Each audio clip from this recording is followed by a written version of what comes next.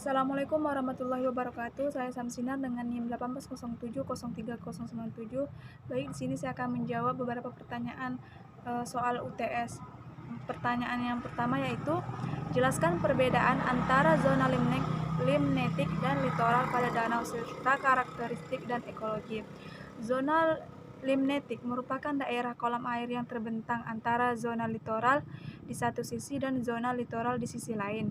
Zona ini memiliki berbagai variasi secara fisik, kimiawi maupun kehidupan di dalamnya. Organisme yang hidup banyak seperti contohnya ikan, udang, dan plankton.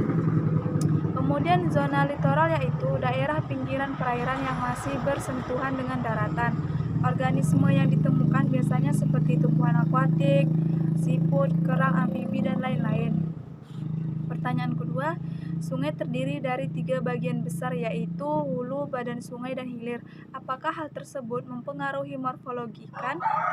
Secara alami, sungai akan mengalami perubahan kondisi fisik, kimiawi secara gradial dari hulu ke hilir. Perubahan tersebut terjadi karena banyaknya masukan dari beberapa anak sungai termasuk masukan material organik dan anorganik. Pertanyaan yang ketiga yaitu, jika tidak dikelola dengan baik, waduk berpotensi mengalami eutrosifikasi. Jelaskan mekanisme terjadinya eutrosifikasi tersebut dan apa dampaknya bagi biota perairan.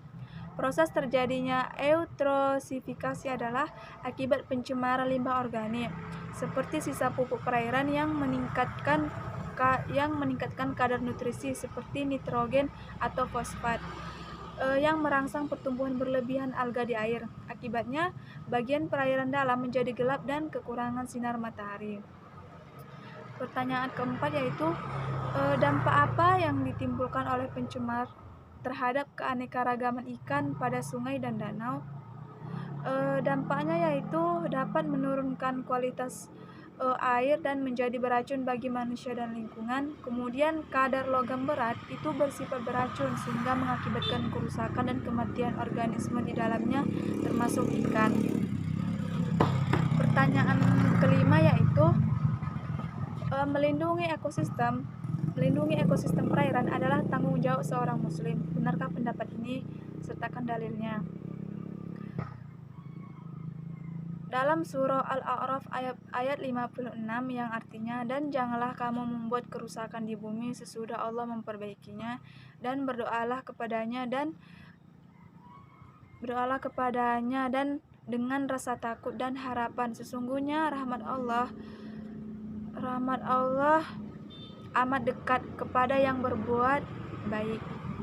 Demikian yang bisa dapat saya jelaskan. Lebih dan kurang saya mohon maaf. Assalamualaikum warahmatullahi wabarakatuh.